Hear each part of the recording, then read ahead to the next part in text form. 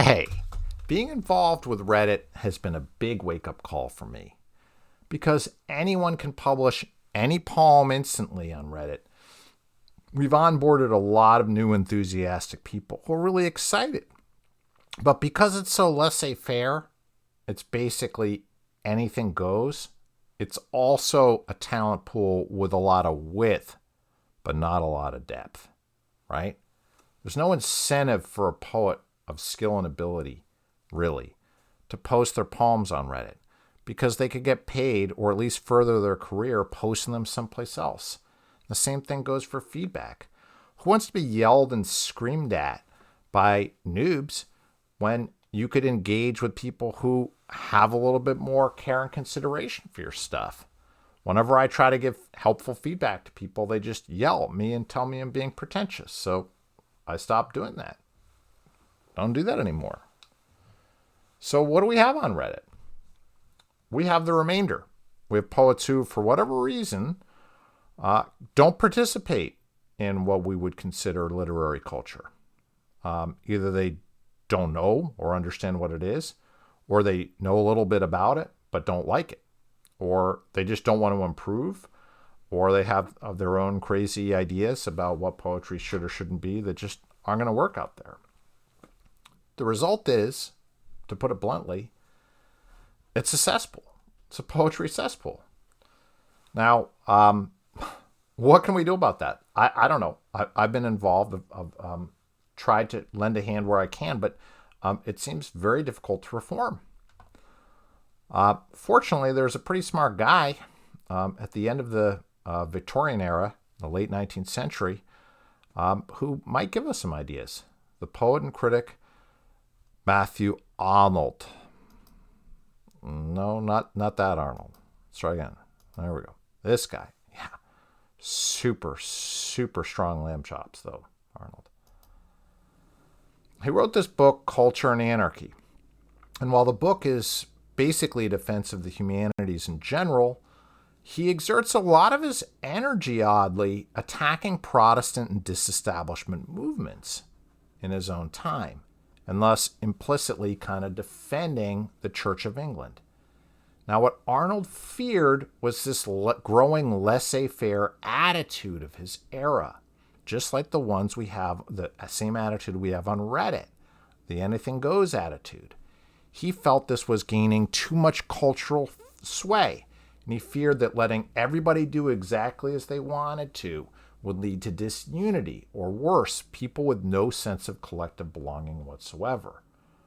Arnold saw that his fellow citizens were obsessed with piety flexing and church one-upmanship, right? They spent all their times dissing each other's religious beliefs, and they spent all their energy invested in making arguments and having meetings and, basically evangelizing very aggressively against one another.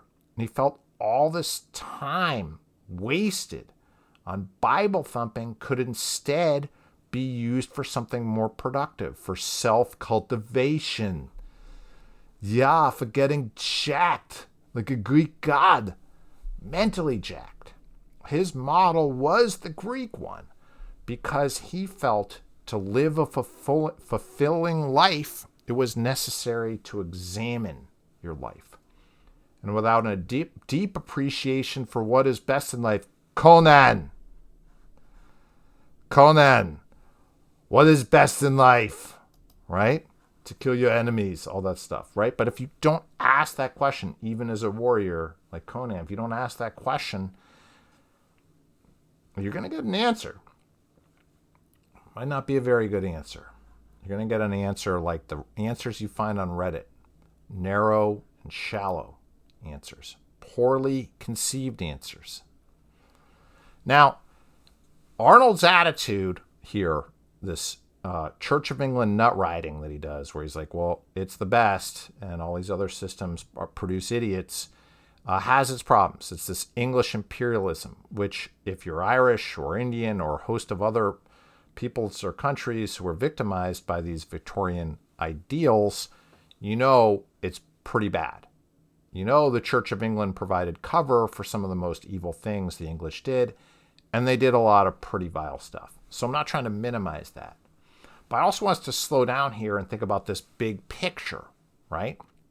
We can appreciate the ways in which Arnold was right about his culture. The English culture was at risk of becoming increasingly fragmented into warring camps. And as this dawning class consciousness, which happened with industrialization, started to pit English people against one another, this culture they had received from the Romantics and handed down to them as this treasure of contemplation and of beauty was fragile and a thing that could get dropped, a thing that could go out the window with turf wars and name calling. Do you see any echoes here? Do you see what I'm getting at, guys? He could see these things were destroying a common frame between people of different backgrounds. And he could help us understand that we're doing the same thing to one another now. We spend all this time point scoring, looking for upvotes, labeling one another.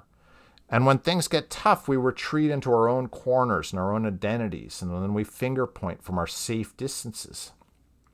We demand all of our cultural products and poems and tweets and whatever conform to these narrow political agendas. Redditors, they can't read critiques of a poem because they're blinded by surfaces. They're too impatient with these poems. They want them to do something and act out these things immediately, just as Arnold's disestablishment agitators demanded speech be used to attack political and ideological enemies. We're doing the same things now with our own pieties about identity, trauma, and self-expression. Obviously, I don't want to repeat Arnold's mistakes. Injustice is real. We cannot, and I refuse to, conceive as culture as something belonging to only people of certain backgrounds, be those backgrounds racial, sexual, religious, or otherwise. Culture can be misused, and Victorians used the prestige of English culture like a blunt instrument to pummel people, humiliate, ridicule, and oppress.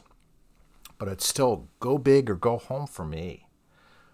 We can't advocate for one another unless we're able to identify the big picture and speak the truth. Populism doesn't work. Not in politics and not in culture. Reddit's experiment dalliance with poetry is a failure because Redditors love empty piety and they hate expertise. And like all populisms, its culture lives in only this relentless present with no understanding of the world they inherited, of things that were created before them. It has this complete amnesia to what it itself produced just a few hours ago.